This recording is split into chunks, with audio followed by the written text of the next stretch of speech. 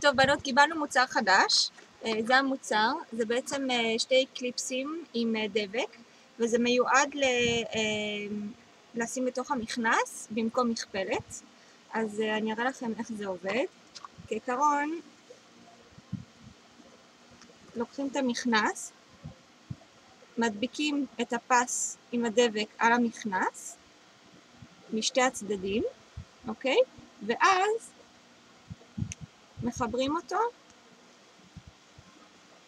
אפשר לעשות את זה משני הצדדים, מהצד הקדמי ומצד האחורי, ואז פשוט זה עומד ככה על המכנס, וזה מחזיק אותו, במקום לעשות מכפלת או במקום לגזור. זה מיועד לנשים שלא רוצות לעשות מכפלת, או שדורכות על הקצה של הג'ינס, למשל, כמו שמיכל עושה.